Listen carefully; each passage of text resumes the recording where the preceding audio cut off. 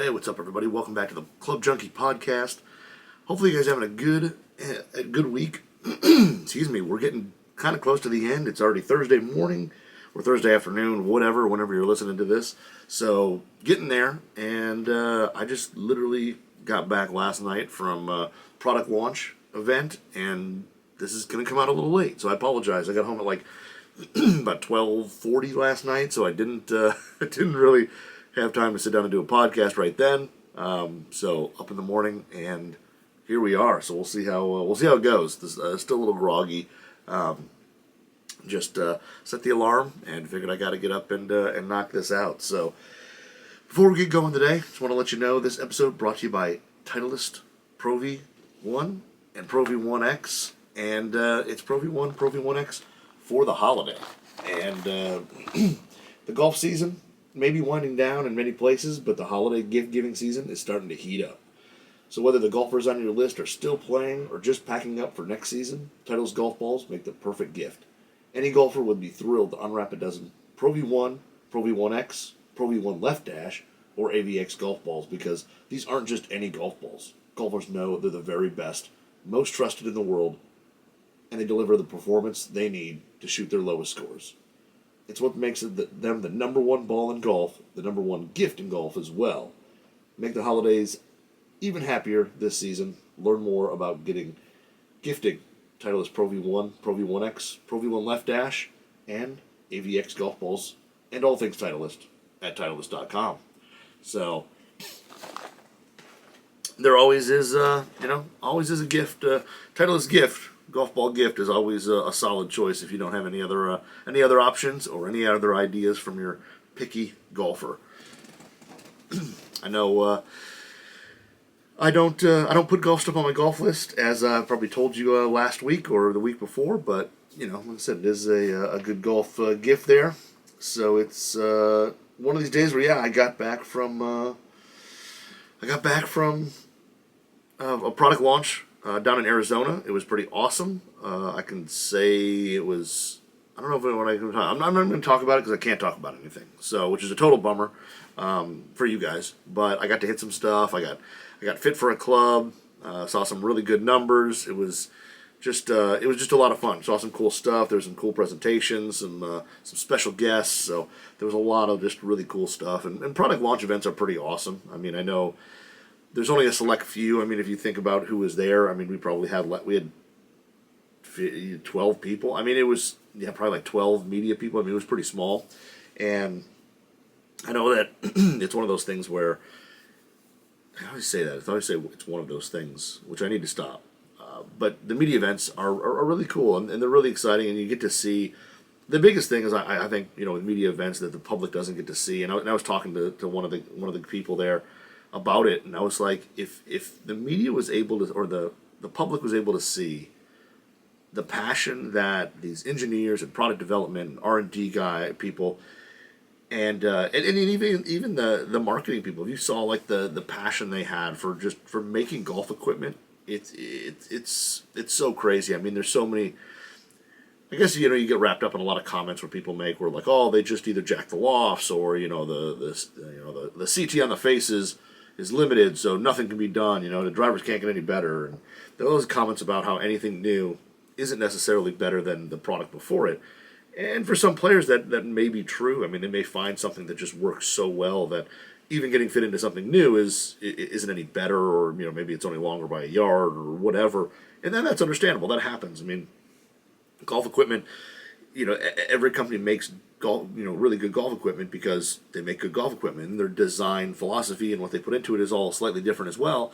And for some players, a product works really well for, and then other players it may not work as well for. And there's nothing wrong with that, but to see again the passion and just like as they go through the technologies and the new advancements and the things are changing and all that, just to see that this isn't a cash grab. This isn't something that they're just putting a product out just to take money out of your wallet. They're legitimately making better golf clubs and creating these new technologies, refining these new they're doing all these things to make golf better. I mean, to make equipment better, to help people play better. I mean, it is really amazing to see, and like I said, if you get a chance to talk to some of these people, which I know a lot of the public never will, it just oozes out of them, and it's pretty special, and it's pretty fun to see, and it's pretty exciting, and that's why I think I get so excited about hitting new golf equipment, because I know, what these people do to put, or the amount of work and all that. I see it and I hear it. I get to talk about it,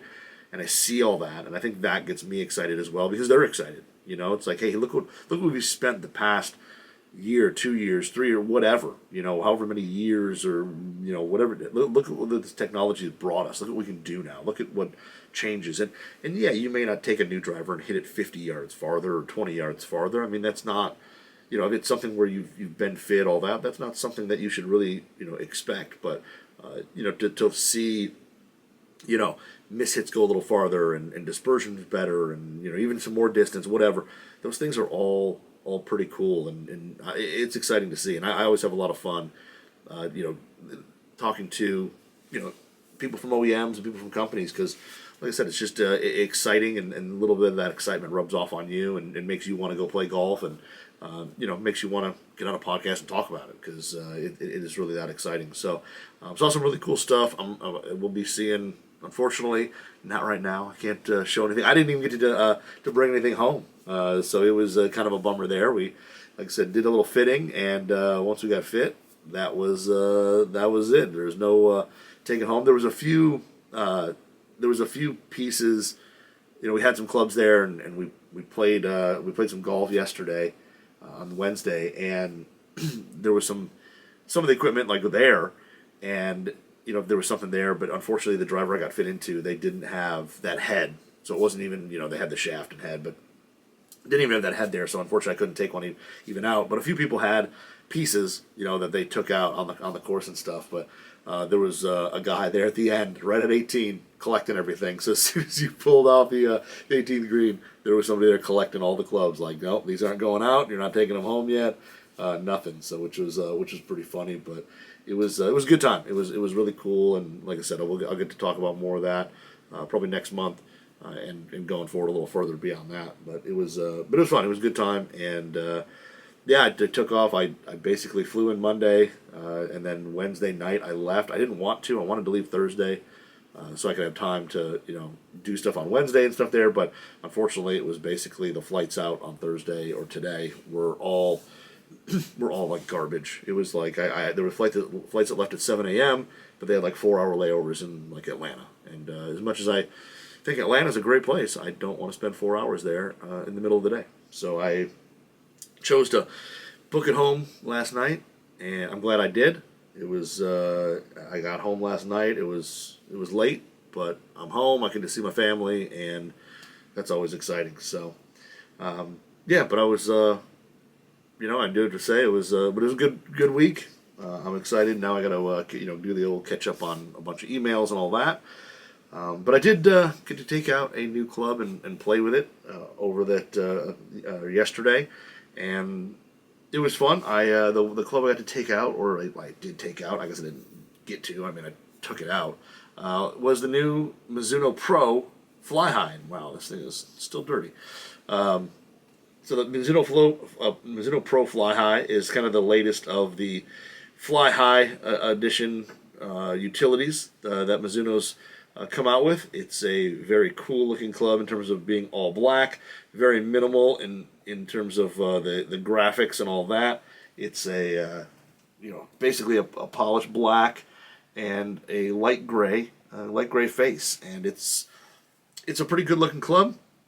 It's not super huge. I mean, it's got a fairly wide sole, but the top line is still somewhat, I'm not going to call it crazy thin, but it's not overly thick as well. Overall, it's a really good shape. It's got pretty minimal offset to it. If you check out the offset, it's pretty minimal. It sets up pretty nice, and I think a lot of better players are really going to like trying this club for the top end of their bag. So I had the 4-iron here, which is basically exactly what I was looking to try, because for me, I mean, the 4-iron, like all through this year, and I think even a little bit of last, I played a lot of that new level utility. Jeez, I can't even speak today. The new level utility, I've played some of the Srixon. I've hit a handful of them, and I know I've said I'm not really a utility iron guy, but in the 4-iron for me, it can make sense because you typically get a little hotter face. Sometimes you get a little higher launch, and sometimes a little more forgiveness depending on the build of the club. So the 4-iron here from Mizuno was perfect for me. It basically is they say it's 21.5 degrees in terms of loft, and the length is a touch long at like 38 3/4. It's about a 1/4 inch longer or so than 38 3/4. Yeah, that's about a 1/4 inch longer than a typical 4-iron for me.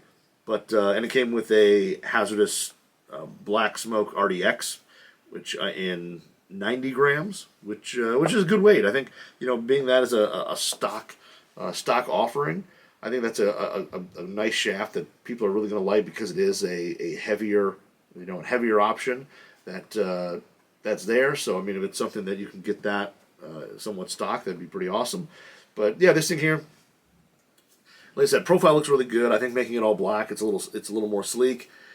It is kind of polished, but I didn't have any problems. Like, it wasn't the sunniest day yesterday for Arizona. It was a little cloudy. It was a little cool.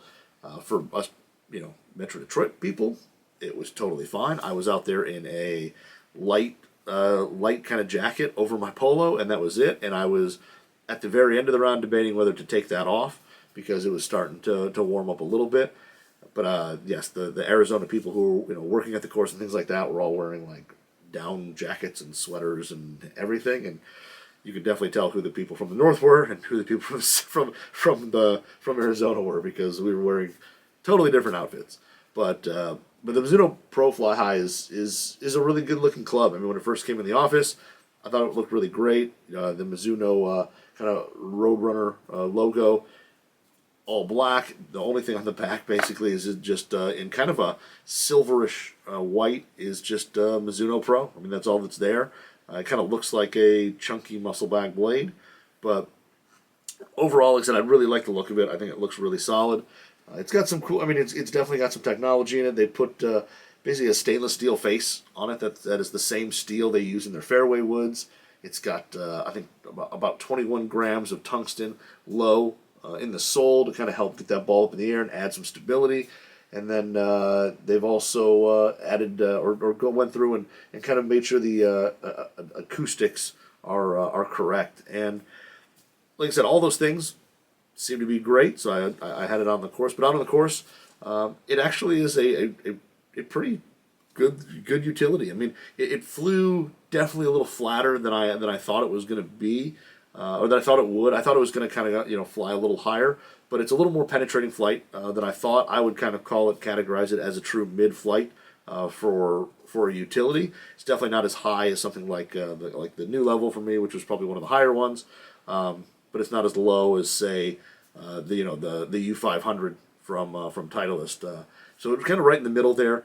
But off the deck, pretty easy to hit. I basically it's got a wider sole and I was kind of shocked. I didn't know Arizona courses were as soft as they were. I brought like different wedges down, everything because I've never been to Arizona, so I've never played in Arizona, and I brought like super low bounce wedges and all that to because I figured it'd be kind of fast and firm and really firm and all that. And it wasn't. It was actually a little softer than I mean it's firmer than Michigan, but a little softer than I really expected. And but the wider sole on here worked great.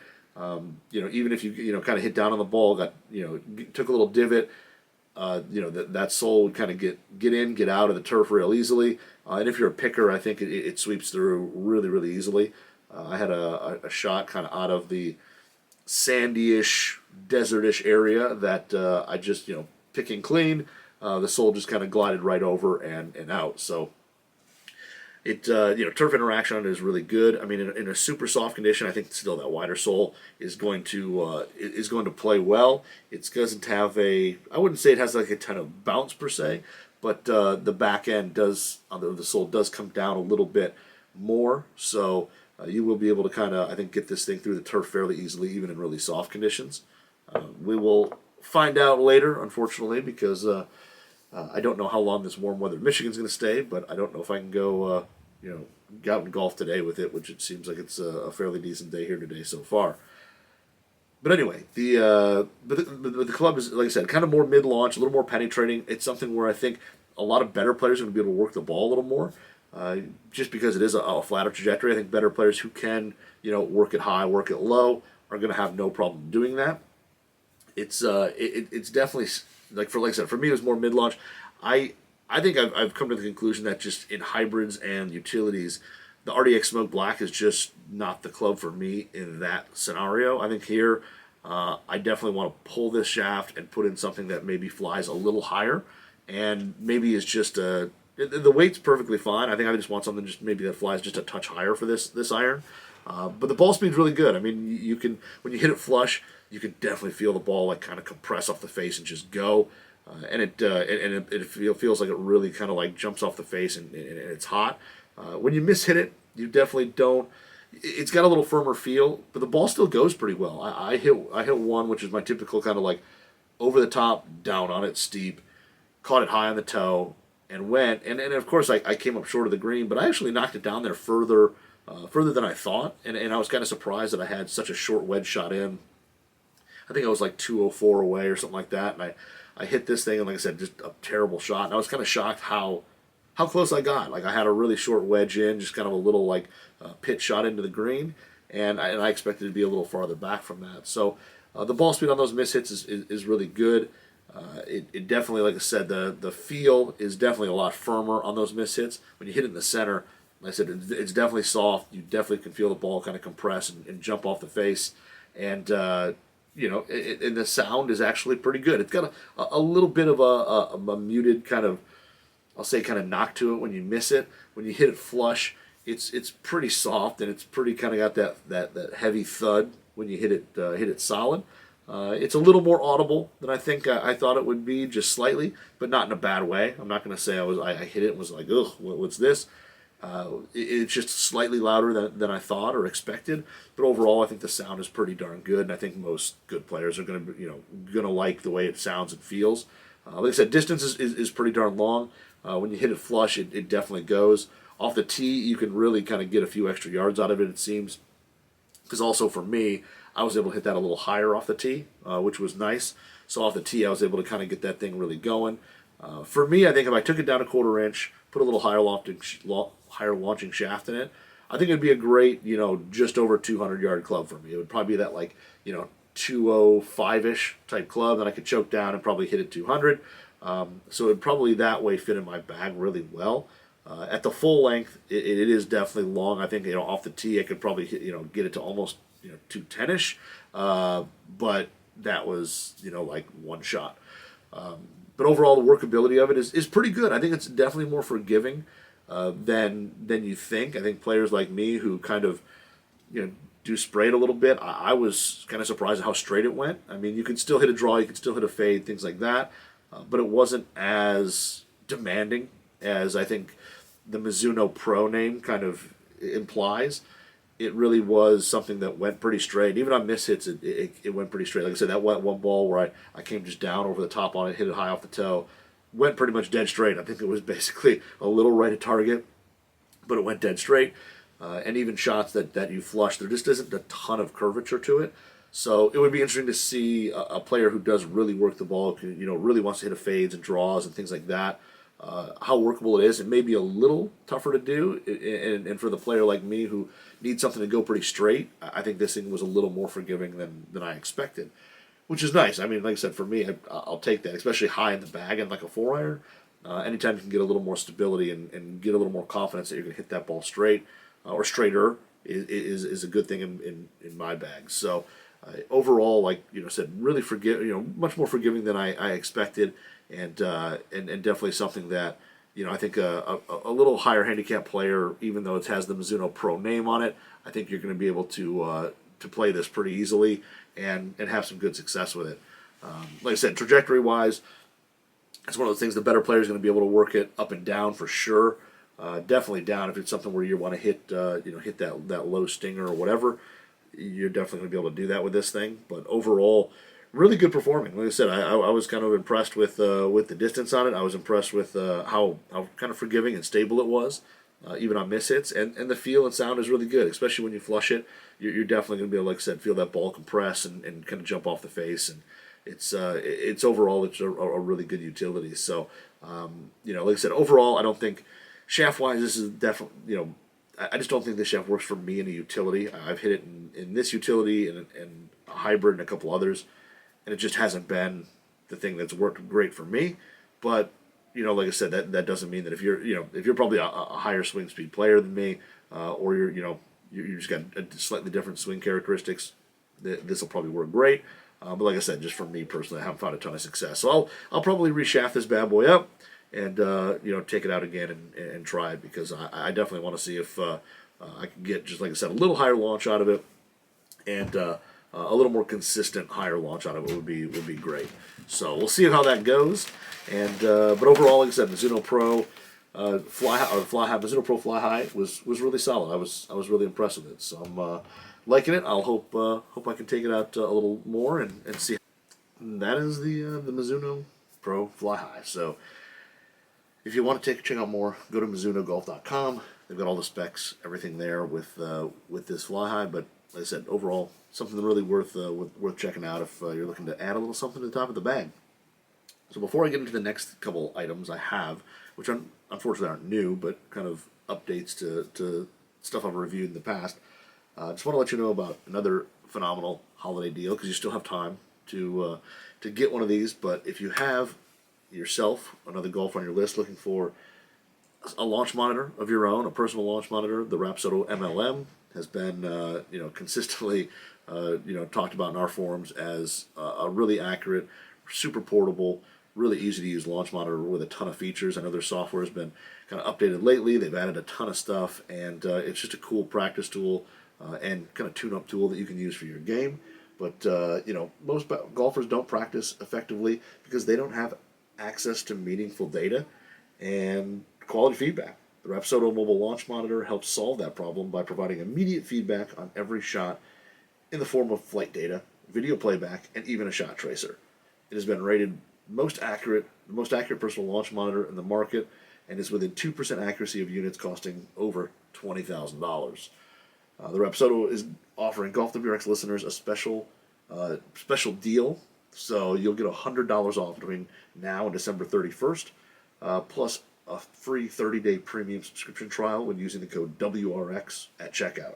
So go to Rapsodo.com/WRX. Learn more about the award-winning launch monitor and how it can help you improve your golf game. And again, code WRX for $100 off your mobile launch monitor from Rapsodo. So a really good deal. You still got time to snag one of those for either yourself or some other golfer on your list who's who could use something. Like I said, I think it's great for gapping, for things like that, tuning up your game. Any of that stuff is it works really well for. So like I said, go to Rapsodo.com/GolfWRX and check that out. Another great, /WRX, but a great deal there for kind of one of those, as we're getting closer to it, last minute holiday gifts, because it's crazy to think that I think next week is going to be the week of Christmas, which is kind of wild to think about. Literally, a week from tomorrow is Christmas Eve, so definitely you'll want to get some of your shopping done, because it's coming up fast and quick. I probably still have a few things that I need to get done as well, but we'll see what I can do. So the next couple things that were stuff that I've just kind of put together and modified, and one of them is kind of something I've just put together to play, and another one is I finally got the Bettinardi BB-8W that I think I reviewed a couple weeks ago out on the course. So I was excited to get this thing out on the course, try it. It is definitely a putter that, like I said, I used last year's for a while, or most of last year, and then this new one I've really liked. I like the look of. I think it's got some cool. The new face milling is pretty awesome. It's got like a little thicker flange to it. The color is kind of a unique new color, and it's a little shorter heel to toe. Excuse me, which is pretty cool, and it looks a little better in my eye, a little more compact, and overall I really like this putter. So I put it my typical, or not typical, my Fujikura MC putter shaft in it. I play the firm, the 115 firm, and I've really enjoyed it. It plays it very similar to steel, but it also kind of softens up the putter just a little bit. And honestly, it's extremely stable. So, but I finally, I think, got this thing on the course, which I'd just basically been indoor putting with it, before my review, which was fine, but it was kind of unfortunate that I didn't actually get it out on the course yet.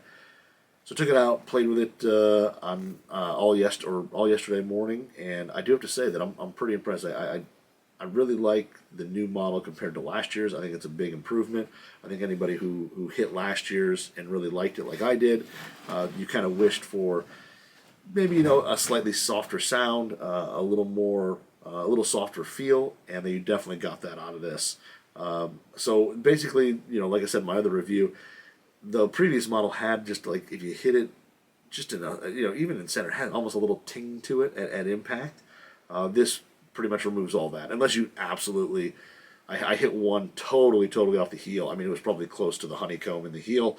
It was just, I don't know what the brain shut off, I guess, during the putt, and it was probably like an 8-foot putt. It wasn't anything crazy long, but it had just a touch of a tingish to it, a slight metallic sound.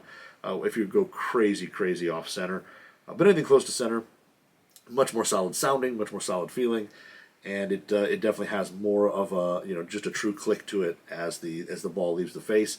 I was playing Pro V1X, and that slightly firmer cover still feels softer on this new fly mill face that they have. It definitely softens up that feel, softens up the sound a little bit, and it puts some good roll on the ball. I mean, we were playing greens that I wouldn't consider them insanely fast, but they were quick, and they were fairly short. They were not quite as hard and firm as I thought they would be. I thought Arizona, like I said, I thought Arizona was going to be pretty dry and rock hard. Definitely wasn't. You could definitely hold a green, hit things in there, and it'd create ball marks that you had to fix. So it definitely was a little different than I expected. But this thing put a really good roll on the ball. I mean, it provided very little hop and skid, even like into the grain. There was like I said, the roll on it was really good. It was a much better feel, and honestly, the stability on this head, having a little wider flange, a little more mass back, it was fairly forgiving. Like I said, I hit a few off the heel, a few off the toe, and either one of those still ended up being fairly decent putts. I didn't make overall a ton of putts, but a lot of it I was misread. I played like way too much break. I feel like with a lot of putts. I don't know if it was just the undulation looked that way or what. But I had a lot of just putts I didn't read right, and I played it way too far outside the hole.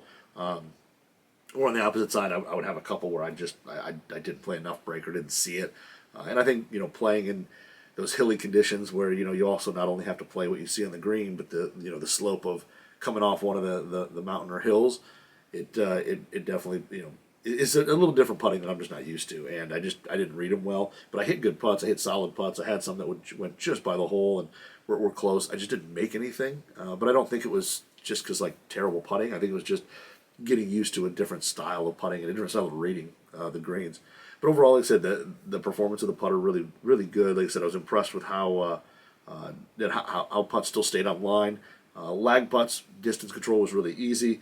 I hit most of my putts distance-wise pretty good. I mean, I rolled stuff maybe just by the hole by a foot or two or less. Like I said, I totally misread it and hit something a little firm. But, like I said, distance control was exactly what I was looking for, what I thought I'd hit. It rolled to, and it was just consistent. It was just overall really consistent. And I think this is one of those when I get back into kind of the traditional Michigan greens where you don't have to worry as much about elevation. The elevation changes in the mountains influencing your putts. I'll probably be right back at home making a decent amount of putts again.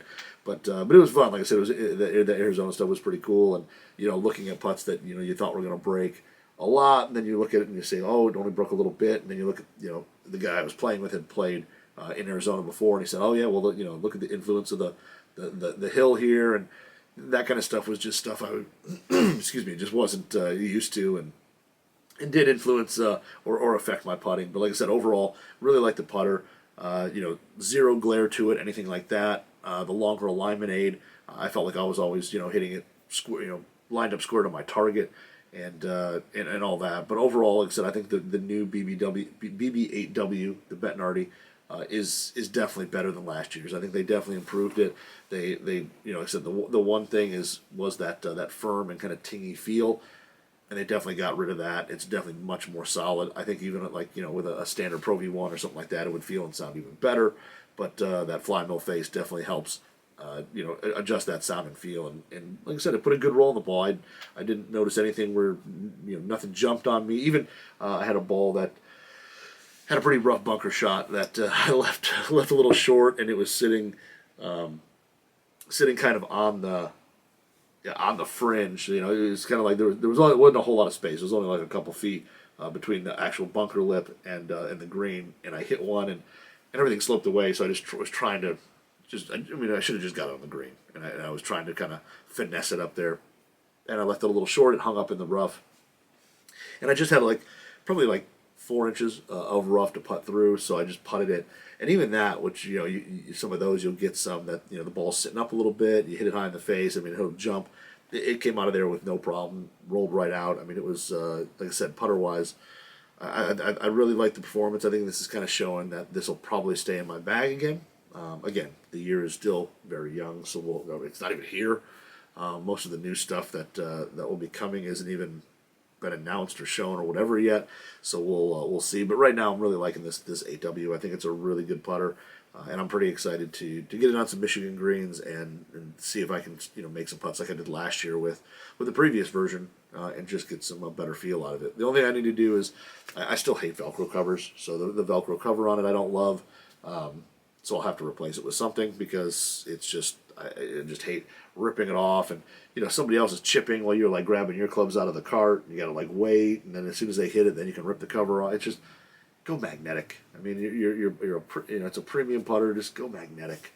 But that would be my only gripe to it. And even playing in Arizona where it was really sandy and all that, the finish seems to be doesn't seem to have anything to it. Nothing.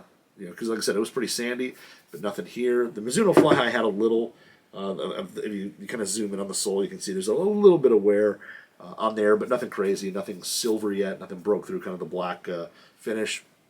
But you can see on that one that there's a little bit of wear. So the sandy conditions there definitely will hit clubs differently than here, but like I said, the putter wise, it looks great. But so far, like I said, really impressed, really liking that putter a lot. I think the BB series is really solid.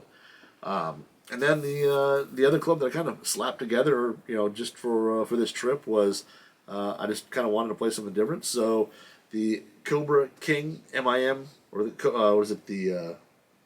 King Tour irons, the King Tour MIMs. I've always liked this head. I think it's a good shape. I think it's a good size. And I basically put in the Fujikura Pro 115.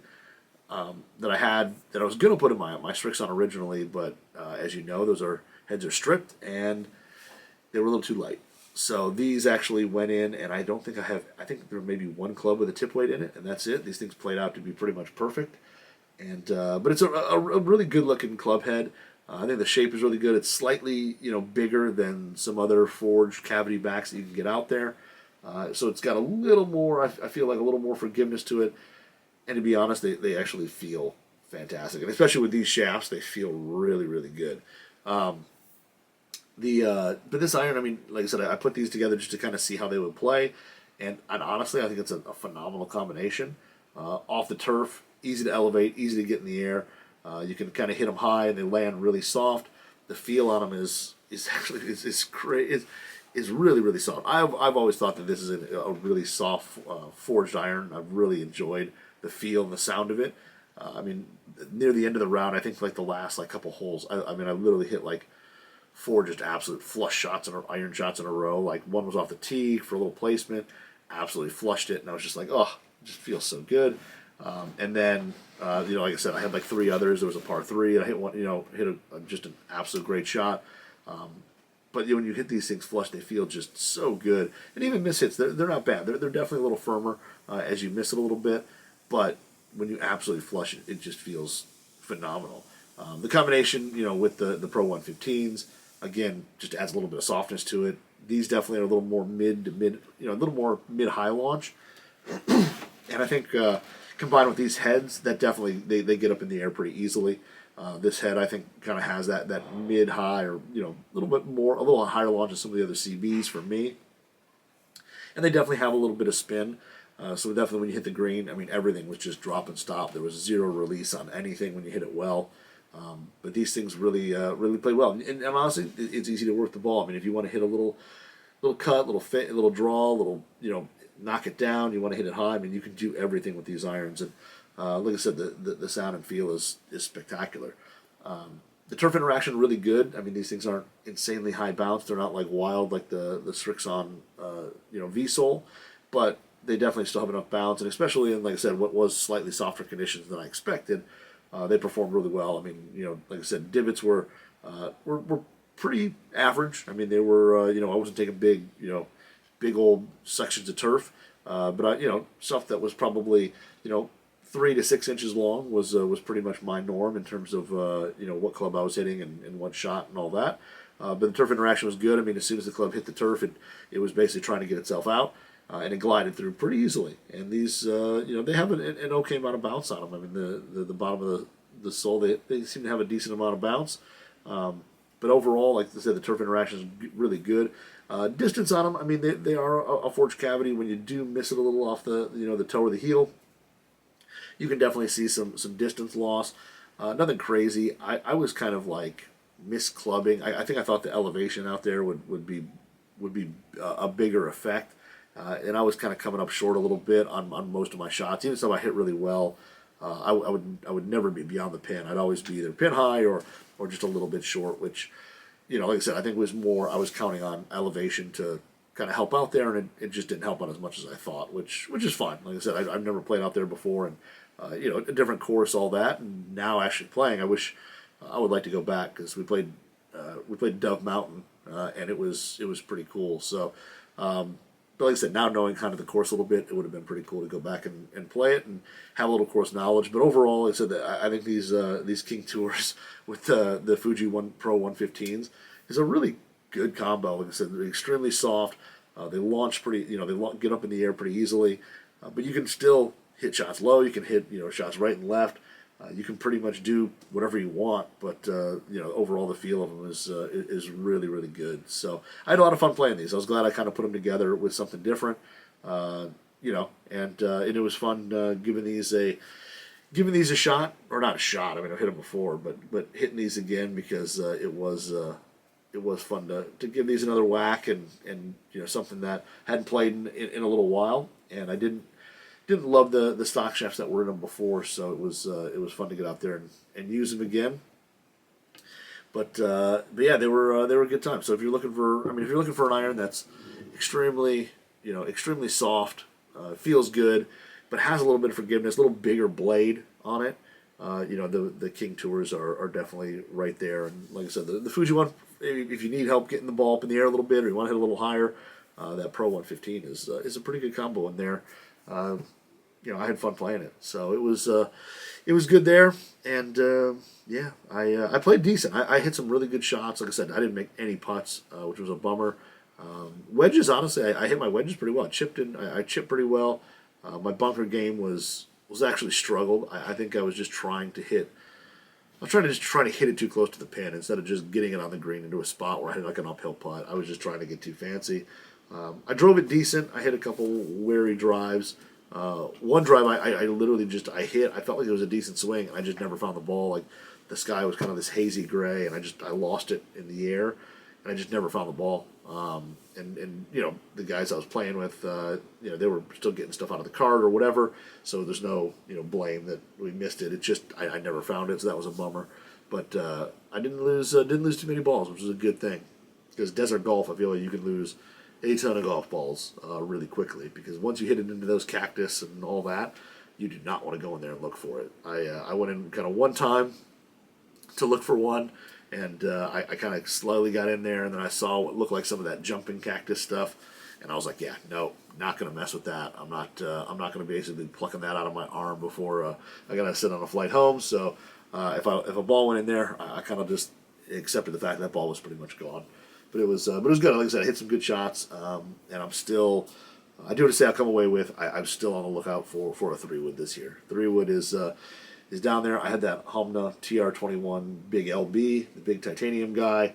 And man, off the tee, the thing is just an absolute monster. But I can't. The face is too deep, or it's just too big. I don't know. There's something about it. I can't hit it off the turf.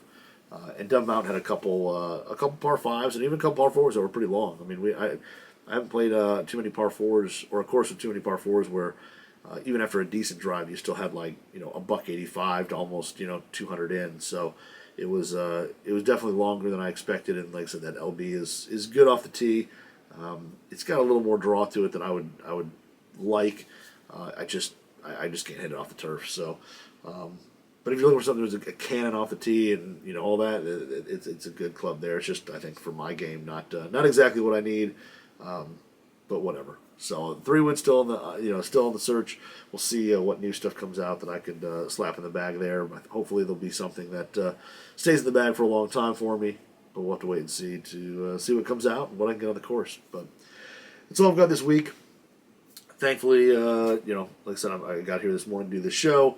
Everybody stay safe, everything. I got a great PM from a member who was in the kind of the Kentucky catastrophe thing. Him and his family extremely are safe, but a lot of people he knows were, lost a lot of possessions and things like that. So that, if there's anything you can do or whatever, please look into doing that if you can. I know it's a terrible thing to happen no matter when, but then to have it happen right before the holidays has got to be even worse. And like I said, his message to me was, just that his family's safe and all that, which was really good. So I'm excited for that. But like I said, if there's anything you can do there, take a look at some of the fundraising and all that down there, because I think a lot of people, especially right before the holiday, are still really struggling there. So if you can, take a look.